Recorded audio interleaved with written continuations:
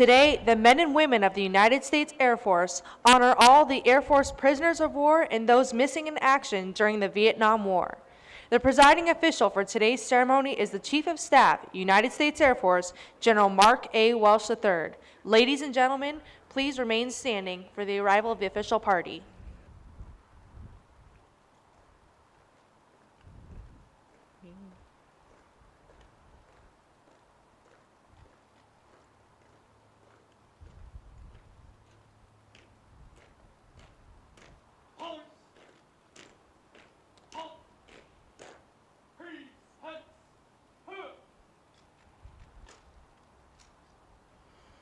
Oh, say, can you see by the dawn's early light what so proudly we hailed at the twilight's last gleaming, whose broad stripes and bright stars through the perilous fight o'er the ramparts we watched were so gallantly streaming, and the rocket's red glare, the bombs bursting in air, gave proof through the night that our flag was still there. Oh, say does that star-spangled banner yet wave? Oh, the land of the free and the home of the brave.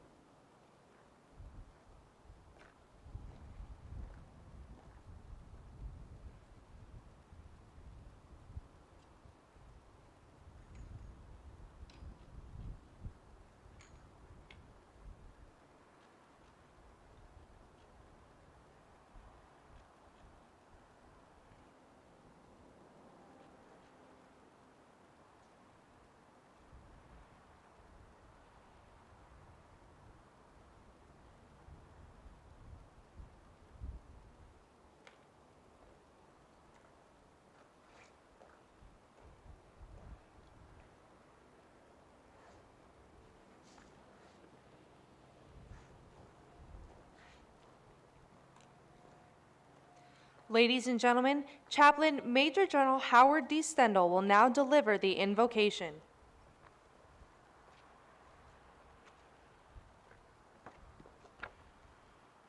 Let us all pray. God of all grace and reconciliation, the generations rise and pass away before you, yet you are everlasting. In our human imperfection, we struggle at times among nations, resulting in conflict. Yet in you do those who serve in uniform find their greatest strength, and you become the rest of those whose devotion to duty becomes complete and final. This morning we give you our praise and thanks for the faithful who have served our nation in uniform, especially in Southeast Asia, and those beloved families at home who sent their loved ones for service. For those families who still endure a missing place at the table, an ache in the heart for one who has not returned from Vietnam and its environs, we beseech you with our sincerest intercession to comfort them in the knowledge of a grateful nation. Strengthen our enduring commitment of accounting for those unaccounted in this and every conflict, that the mystery of uncertain grief may come to comforting resolve. Gather our resources in national defense, that we may continue in fidelity to military service, such as those who served in Vietnam and other conflicts have modeled for us. Keep us faithful to our elected leadership, and above all to you, our Creator, that our nation's military instrument of power continue its respected role of selfless service. May today's ceremony respectfully honor the model of our Vietnam veterans of service, whether returned home to loved ones or those prisoners and missing whom we yet mourn but gratefully honor. We submit ourselves to service, even as given unto you, Lord, our rock and our Redeemer. Amen. Please be seated. The flyover you just witnessed was performed by a B-52 assigned to the 5th Bomb Wing, Minot Air Force Base, North Dakota. The B-52 aircraft started flying missions over targets in Vietnam in June 1965 and continued flying these crucial missions throughout the war. The venerable B-52 is one of a very few aircraft that flew in Vietnam and remains in today's active inventory. Ladies and gentlemen, the Director of Administration and Management, Office of the Secretary of Defense, Mr. Michael L. Rhodes.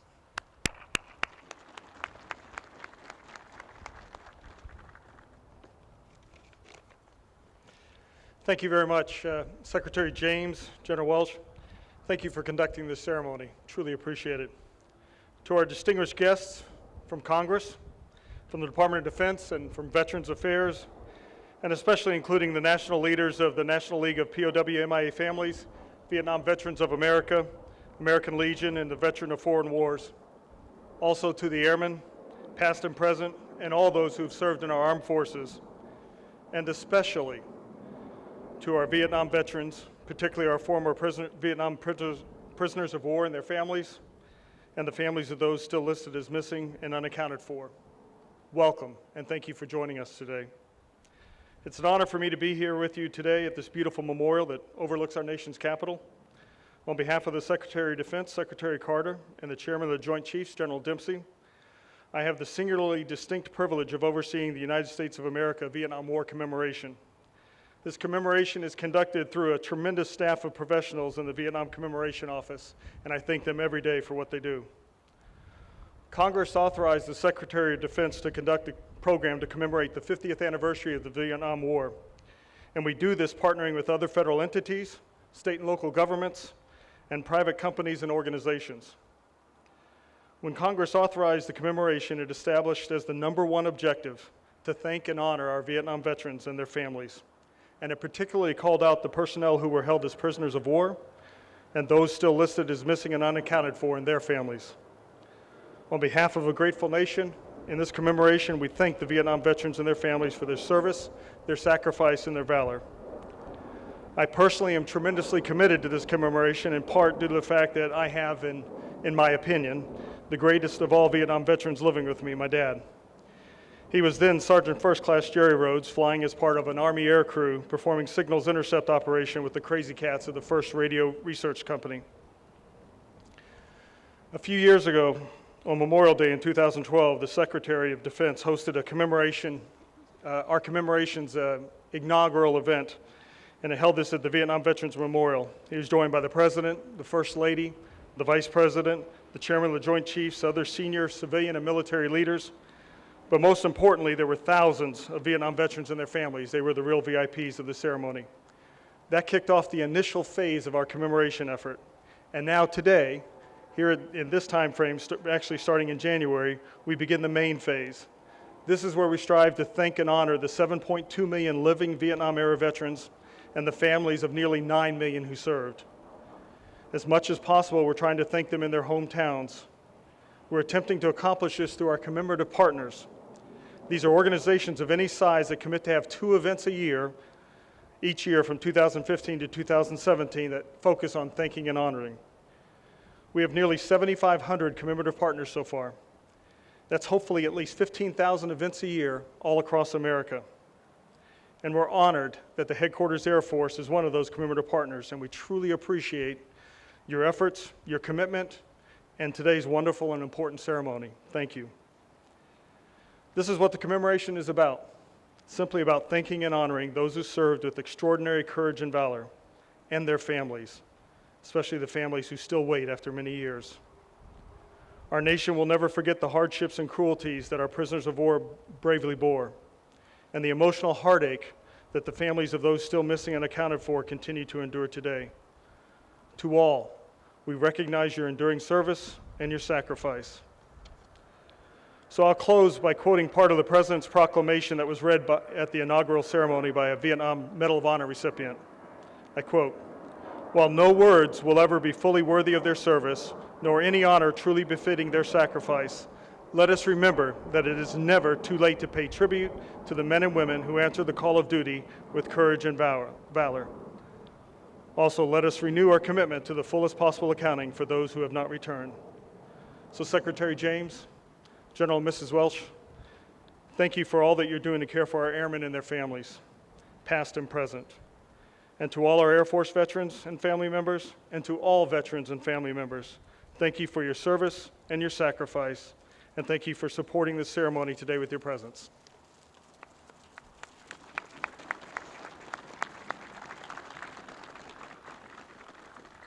Ladies and gentlemen, the United States Air Force Chief of Staff, General Mark A. Welsh III.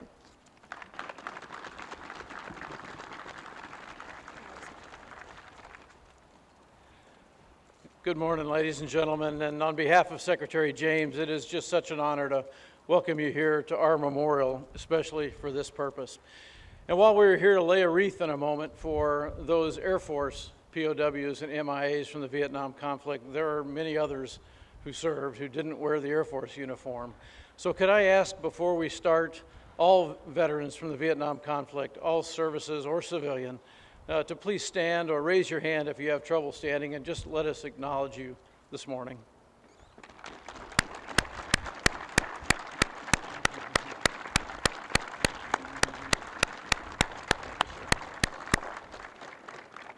Thank you so much. And ladies and gentlemen, thank all of you for being here on this special day to remember and honor airmen who served and sacrificed in such an incredible and inspirational way.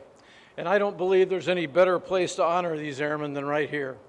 Looking at this beautiful memorial, looking over the Pentagon to our great nation's capital, and surrounded by 400,000 fallen heroes.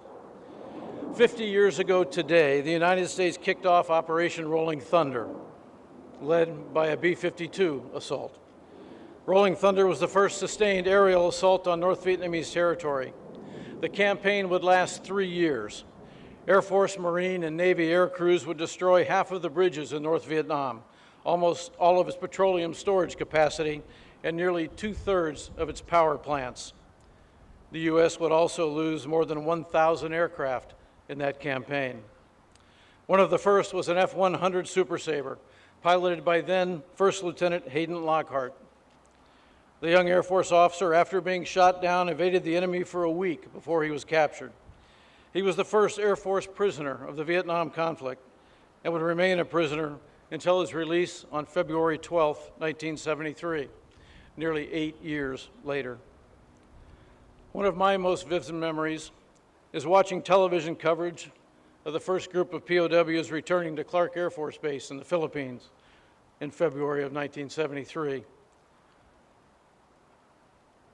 I remember lots of things about that coverage. I remember the signs in the crowd at Clark Air Force Base. I remember the commentators talking way too much.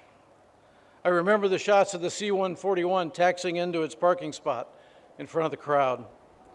I remember watching the POWs come down the steps of that C-141 one at a time. And I remember their pride. Even those whose injuries made it impossible for them to stand fully at attention somehow did it when the band played the national anthem.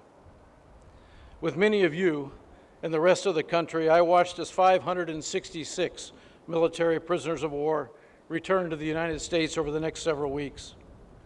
Among them were Congressman Sam Johnson, Colonel Lee Ellis, Rear Admiral Bob Schumacher, and Commander and now the Honorable Everett Alvarez Jr., all of whom join us this morning to remember their brothers in arms.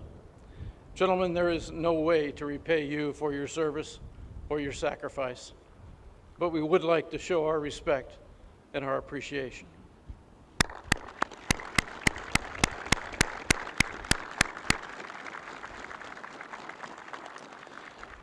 Through the wonder of television back in 1973, we rejoiced together as we watched these heroes reunite with their families. I remember watching as one POW on crutches with a severely damaged leg, embraced his wife and 2 children. Their 3rd child, a young girl who had probably never seen her father before, kept her distance. I remember seeing him hand his crutches to his wife, balance on his one good leg, and reach toward his young daughter with both arms. I remember seeing my dad's eyes fill with tears as we watched in our living room. And I remember quietly begging her to go to him from thousands of miles away. And while I don't remember ever seeing her take a step, suddenly she was in his arms. I remember how I cried.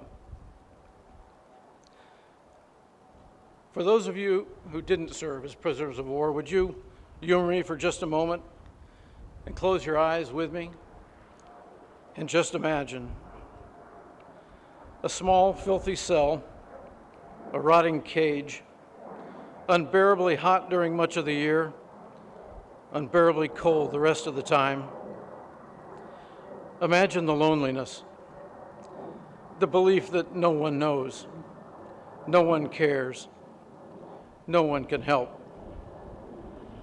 Imagine the despair that brings. Imagine the persistent, deep anguish of untreated injuries and disease, the inconsolable ache of a spirit bruised by relentless, brutal interrogation. Imagine the sharp, jagged pain of the last beating and the all-consuming fear of the next one. Imagine the certainty that no one can save you and the small, flickering hope that somehow they will. And behind all those things, like wallpaper you can somehow see in the dark, imagine the memories. Your dad's proud face and your mom's tears as you said goodbye. Your daughter's first smile. Your son's first step. Your wife or husband's face in the candlelight. Ladies and gentlemen, you had your eyes closed for 2 minutes. Many of the airmen we honor today, and those sitting here today, lived with those thoughts for 6, 7, 8, even longer years. For those who died in captivity, these were their last thoughts. Among those airmen was an Air Force captain named Ron Stores, a member of the famous Alcatraz 11, along with Admiral James Stockdale, Rear Admiral Schumacher, and Congressman Johnson. Captain Stores had a reputation, even among the strongest of warriors, as a tough man. Admiral Stockdale wrote, "Each member of the Alcatraz 11 fought his war well from a filthy cell. All but one of us, Ron Stores, came home alive. Ron was a tiger to the end. For us, he will always remain a symbol of courage, fidelity, and dedication." But to his daughter, Monica, who joins us today along with her husband, Henry Lavelle, he was so much more than that. Monica, thank you for being here to represent your dad and to celebrate his memory with us. And thank you for your sacrifice. We are all so very sorry that you lost him. Would you mind standing so we can honor you?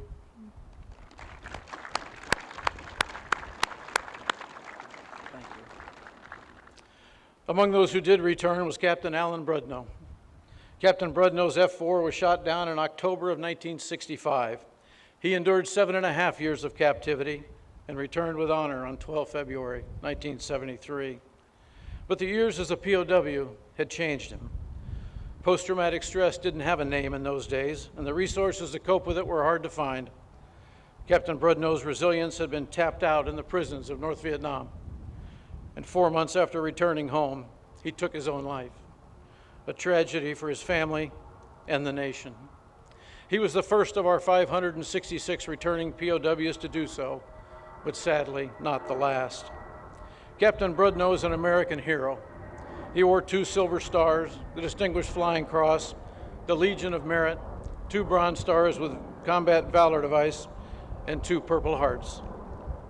His death led to a focus on what these great Americans were facing on their return from combat, a focus that has undoubtedly saved an untold number of lives of returning service members over the past 15 years.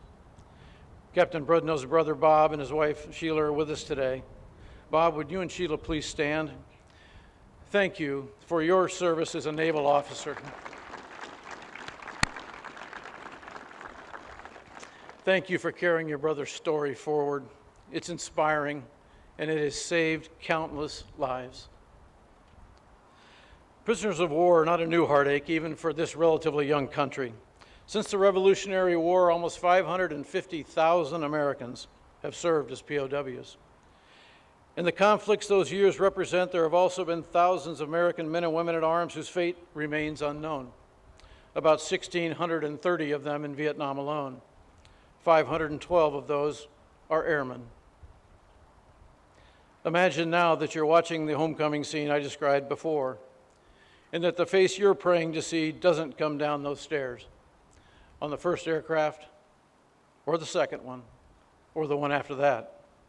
Imagine that there is no joyful reunion, no tearful hug, nothing, but a deep, dark hole in your heart where love somehow lives on, with a tiny, dim light to keep it warm. Here, too, there is a never-ending collage of memories. The day you met, the way he smiled, how proud you were that he was your dad,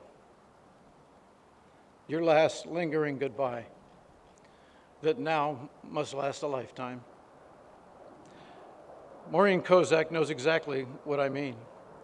Her father, Air Force Lieutenant Colonel Kelly Cook, was shot down over North Vietnam on November 10th, 1967.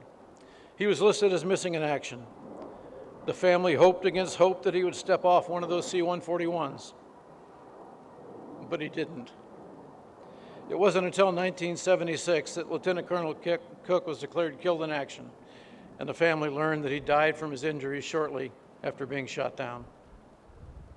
Maureen, thank you for being here to represent your father and to allow us to honor both him and you. Would you mind standing for a moment?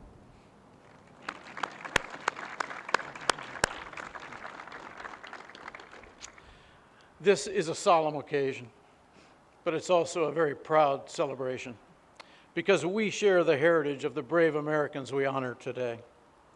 We stand humbled yet inspired by the courage of their families, and we carry with us the honor they brought to our ranks through their service and their sacrifice. As we go about the daily business of living up to their legacy, I'd like all the airmen in this audience to do me a favor. Sometime today, write their motto on a small piece of paper and put it in your wallet or in your purse. And every time you notice it in the future, take it out, unfold it, and read the words, "Return with honor." Then put it back and quietly thank the heroes we honor today for doing exactly that, and recommit yourself to making those great airmen as proud of us as we are of them.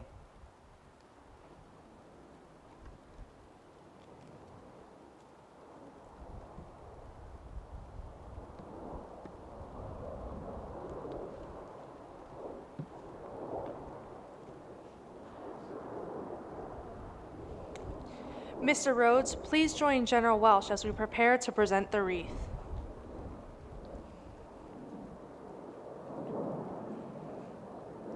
Ladies and gentlemen, you are about to witness an Air Force wreath-laying ceremony.